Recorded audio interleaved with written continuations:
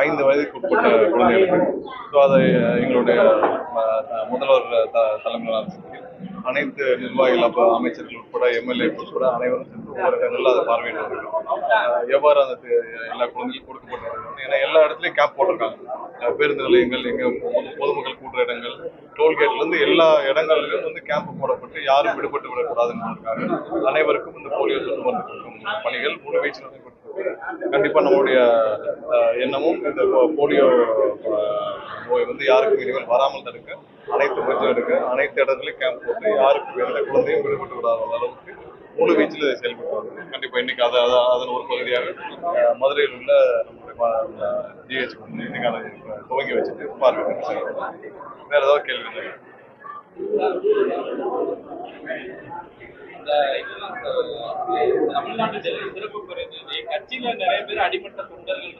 நம்ம நேரத்தையே பேசியாச்சு. அதுவும் பெரிய பெரிய பொறுப்புல பெரிய பதவி இல்லை. நீங்கள் இதை பேசும் அளவிற்கு அது பெரிய விஷயம் இல்லை. வேற ஏதாவது என்ன கேட்கலாம்? இல்ல, அதான் முதல்வர் அறிவிச்சிருக்காங்க. திட்டம் எல்லாம் செயல்படுத்திருக்கு. இல்ல, அறிவிச்சிருக்காங்க. இன்னும் செயல்படையும் கொடுத்து எந்தெந்த வகையில் யார் யார் பயனாளிகள் எல்லாம் கொடுத்து கண்டிப்பாக உடனடியாக அந்த திட்டம்.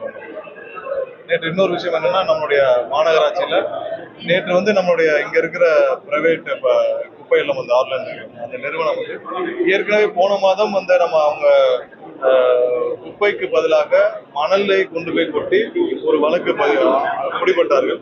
நேற்று திரும்பவும் அது ரிப்பீட் ஆயிருக்கு. ஸோ அவங்க மீது கடுமையான நடவடிக்கை எடுக்க நேற்று வழக்கு பதிவு செய்ய ஆணையாளர் தலைமையிலாக அனைவரும் வந்து கம்ப்ளைண்ட் பண்ணியிருக்காங்க. ஏன்னா குப்பை அல்லாமல் அவங்க வந்து அதற்கு பதில் மணல் அள்ளிட்டு போய் இத்தனை டன்னு சொல்லி போய் அவங்க வந்து முறைகேடாக செஞ்சிருக்காங்க. இதை பல பல வருடங்களாக அவங்க பல மாதங்களாக செஞ்சுட்டே வந்திருக்காங்க. போன சில வாரங்களுக்கு முன்னால் 1000 டன்னுக்கு மேல இதே மாதிரி குப்பைக்கு பதிலாக மணல் அள்ளிட்டு கொட்டிட்டு வந்திருக்காங்க. ஸோ நேற்றும் வந்து 2 லாரிகள் பிடிபட்டுள்ளது. ரெண்டுமே வந்து பாத்தீங்கன்னா குப்பைக்கு பதிலாக மணல் அள்ளிட்டு போயிருக்காங்க. ஸோ அவங்க கணக்கு கட்டிருக்காங்க. ஸோ அவங்களுக்கு பிடிபட்டு அது மீது கம்ப்ளைண்ட் கொடுக்கப்பட்டிருக்கு. கண்டிப்பா இது போன்ற நிறுவனங்கள், ஏன்னா இது வந்து நேரடியாக பொதுமக்கள் ஒவ்வொரு நாளும் கஷ்டப்படுற விஷயம். இதை போன்ற நிறுவனங்களை தான் கடந்த திமுக ஆட்சியில போற்றி பாதுகாத்து எல்லா மாநகராட்சிக்கும் கான்ட்ராக்ட் கொடுத்துருக்காங்க. ஸோ இவர்கள் மீது கடுமையான நடவடிக்கை எடுக்கப்பட்டு மதுரைக்கு தேவையான இந்த சுகாதாரத்துக்கு தேவையான அனைத்து செய்யறதுக்கான முன்னெடுப்பு இருக்கு. நேற்று ஆணையார் தலைமையிலான குழுக்கள் அனுப்பி நேற்று ரிவ்யூ நடந்துச்சு. அதுலயும் இதை மென்ஷன் பண்ணியிருந்தோம். நேற்று இரவும் அது மாதிரியான 2 லாரிகள் வந்து பிடிபட்டிருக்கு. ஸோ அதுக்கும் கம்ப்ளைண்ட் கொடுக்கப்பட்டிருக்கு. கண்டிப்பா கடுமையான நடவடிக்கை. அரசு மருத்துவமனையில 10 மணிக்கு நிகழ்ச்சி போட்டிருந்தாங்க. போலியோ சொட்டு மருந்து நீங்க வர்றதுக்கு நேரம் ஆச்சுன்றதுனால எம்எல்ஏ வந்து இனாகிரேட் பண்ணி வச்சாரு. ஈவெண்ட் நடக்கிறப்ப உங்க கூட வந்தவங்க 20-30 பேர் வர்றாங்க. 6-7 பேர் போன்ல வந்து ஒவ்வொரு ஆங்கிள் தான் எடுக்கிறாங்க. லைவ் என்கிட்ட இருக்கு, ஃபுட்டேஜ் இருக்கு, தெரியுங்களா? 7 பேர் ஒவ்வொரு ஆங்கிள் சுத்தி வந்து எடுக்கிறாங்க. கட்சி நிர்வாகி எந்த இடத்துலயும் யாருக்காகவும் நம்ம ப்ரோக்ராம் நிறுத்த சொல்லணும். எல்லா இடத்துலயும் ப்ரோக்ராம் வந்து கண்டினியூ ஆகிட்டே இருக்கும். எந்த ப்ரோக்ராம் நிறுத்த சொல்லல. எல்லா இடத்துலயும் நம்ம ஒவ்வொரு இடமா வந்து இன்னைக்கு வந்து வேற நிகழ்ச்சிகள், அரசு நிகழ்ச்சிகள் ஒவ்வொரு இடத்துலயும் பார்வையிட்டு வரும். 10 பேர் 15 பேர் வந்து ஒரு இடத்துல வந்து போன்ல எடுக்கிறதும் பொதுமக்களும் கலந்து எடுக்கிறதும் இது ஒரு இதனால யாருக்கு எந்த தொந்தரவும் இல்லை. கண்டிப்பா தொந்தரவு இருக்கும் பட்சத்தில் நாங்கள் அதை நிறுத்திக்கணும். ஜிஹெச்லயே சார் நிறைய மெயின்டெனன்ஸ் நிறைய இருக்கு, பில்டிங் நிறைய இருக்கு, எக்யூப்மெண்ட் நிறைய கொடுத்துருக்காங்க. ஆனா அதை பராமரிக்கிறதுக்கான மேன் பவர் கிடையாது. இங்கேயே பாத்தீங்கன்னாக்கா வந்து ஜிஹெச்ல வந்து நிறைய இஷ்யூ என்னன்னா, கண்டிப்பா மேன் பவர் இல்லை. பல வருடங்களாக செவிலியர்கள் வேலைக்கு எடுக்கல, பற்றாக்குறை இருக்கு. மருத்துவர்கள் பற்றாக்குறை இருக்கு, இட பற்றாக்குறை இருக்கு. மதுரைக்கு ஜிஹெச்சுக்கு வந்து இட பற்றாக்குறை இருக்கு. நம்ம வந்து 2 இடம் கேட்டுக்கிட்டு அவங்க வந்து 10 வருஷமா 8 வருஷமா காத்துட்டு இருக்காங்க. இது எக்ஸ்பான்ஷனுக்காக திட்டங்கள் இருக்கு, ஒன்றிய அரசு வந்து நிதி இருக்கு, எல்லாம் இருக்கு. பட் இடம் கொடுக்காமல் பேசிட்டு இருக்காங்க. நேற்று கூட அந்த கூட்டத்துல நம்ம இடத்தை எக்ஸ்பாண்ட் பண்றதுக்கான இடத்தை வேணும்னு சொல்லி நம்ம ஒரு வாரத்துல முடிக்க சொல்லி பேசியிருக்கோம். இது எல்லாம் இருக்கு, சரி செய்யறதுக்கான வேலை.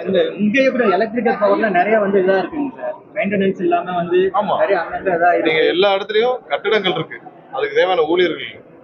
அரசு மருத்துவமனையில என்ன ப்ராப்ளம்னா, இது இவங்க ஒரு வருஷத்துக்கு முன்னாடி கட்ட மருத்துவமனைகள் இருக்கு, வெறும் கட்டடங்களாக இருக்கு. அதுல ஊழியர்கள் இல்லாமல் வெறும் கட்டடங்களாக இருக்கு. ஸோ இதெல்லாம் சரி செய்யறதுக்கான வேலைகள் அந்த அமைச்சர்கள், அந்த துறையின் அமைச்சர் முழு வீச்சில் வேலை பார்த்து. குதிரை பேரம், ஒட்டக பேரம் இதெல்லாம் நடக்குது. ஆனா விரைவில் விஜய்க்கு அதிர்ச்சி ஒண்ணு காத்திருக்குன்னு ஆர்பிஎக்குமார் பேட்டி கொடுத்திருக்கிறாரு. அதாவது குதிரை பேரம், ஒட்டகை பேரம்னா வந்து திமுகவும் அதிமுகவும் சேர்ந்து அவங்களுக்குள்ள பண்ணிட்டு இருக்காங்க. அவங்க 2 பேரும் சேர்ந்து அவங்க 2 பேரும் எப்படியாவது குறுக்கு வழியில் ஆட்சி அமைக்க முயற்சி செஞ்சிருக்காங்க. அதன் விளைவாகத்தான் ஒவ்வொருத்தரும் டெய்லி ரிசைன் பண்ணிருக்காங்க. இன்னும் திமுகவில் பல பேர் வந்து எங்களுக்கு தெரிஞ்சவரை திமுகவிலே வந்து இதற்கு மேல அவங்களுக்கு அரசியல் எதிர்காலம் இருக்குமான்னு தெரியல. ஏன்னா இவங்க 2 பேரும் சேர்ந்து தினமும் ஒன்றாக சுற்றி இருக்கிற கூட்டணி கட்சியெல்லாம் கன்வின்ஸ் பண்ணிட்டு 2 பேரும் சேர்ந்து ஆட்சி அமைக்க முயற்சி செஞ்சுட்டு இருக்கப்ப திமுக இருக்கிற பலரை அரசியல் எதிர்காலமே இருக்காது, பேசாம அரசியல் விட்டு ஒதுங்கிடலாமான்னு சொல்லி அங்கேயும் ராஜினாமா செய்ய தயாராக இருப்பதா எங்களுக்கு தகவல். அந்த குதிரை பேரம் ஒட்டக பேரம்லாம் எடப்பாடியும் ஸ்டாலின் உதயநிதியும் சேர்ந்து என்ன பண்ணாங்கன்னு அவர் ஆர்பி உதயகுமார் தெரியும், அவர்கிட்ட போய் நல்லா கேட்டு தெரிஞ்சு சொல்லுங்க. இப்படியே பேசிட்டு இருந்தாங்கன்னா அவர் அடுத்து கவுன்சில் எலெக்ஷனுக்கே கஷ்டமாயிடும். சீமான வந்து பொது வேட்பாளர் போற மாதிரி ஒரு தகவல் வருது. யாரு வேணாலும் எப்படி வேணாலும் போடலாங்க. நாங்க தான் சொல்லிட்டோமே, எல்லாரும் ஒன்றிணைய தயாராகி இருக்காங்க. திமுக அதிமுக எல்லாரும் 2 பேரும் கட்சியை இணைச்சாலும் ஆச்சரியம் இல்லை, திமுகவும் அதிமுக இணைச்சாலும் ஆச்சரியம் இல்லை. மொத்தமா சேர்ந்து திமுகவும் அதிமுக மொத்தமா பிஜேபி கூட இணைச்சிட்டு ஆளுக்கு ஒரு மந்திரி பதவி வாங்கினாலும் ஆச்சரியம் இல்லை. அதை நோக்கி தான் அவங்க போயிட்டு இருக்காங்க. 2 பேருக்கும் குடும்பத்தை காப்பாத்தினா போதுன்ற முடிவு கொண்டாங்க. திமுகவுடைய தலைவரும் அதிமுகவுடைய பொதுச் செயலாளரும் அவங்க குடும்பத்தை காப்பாத்தி கொண்டா போதும்னு நினைச்சாங்க. அப்போ மொத்தமா பிஜேபியில நினைச்சிட்டு ஆளுக்கு ஒரு மந்திரி பதவி வாங்கினாலும் ஆச்சரியம் இல்லை. அதை நோக்கி தான் அவங்க 2 கட்சியும் போயிட்டு இருக்கு. அதை தெரிஞ்சுக்கிட்டு தான் ஒவ்வொருத்தரா வந்து ராஜினாமா செஞ்சுட்டு இருக்காங்க. அது அவருடைய இதெல்லாம் யாரு வேணாலும் சேர்ந்து நிற்கலாம். மக்கள் யாரை தேர்ந்தெடுக்காங்க, மக்கள் யாருக்கு வாக்களிப்பாங்க, நாங்கள் தனியாக நின்று தேர்தல் செஞ்சோம், எல்லாருக்கும் தெரியும். எல்லாம் சொல்லலாம், மக்கள் யாரை விரும்புறாங்கன்னு மக்களுக்கு தெரியும். யாரு வேணாலும் சேர்ந்து நிற்கிறது, எல்லாரும் ஒன்றிணைந்தாலும் அதான் அவருடைய அப்பயாவது அவங்க எக்ஸ்போஸ் ஆகும். துறையின் சார்பாக நன்றி.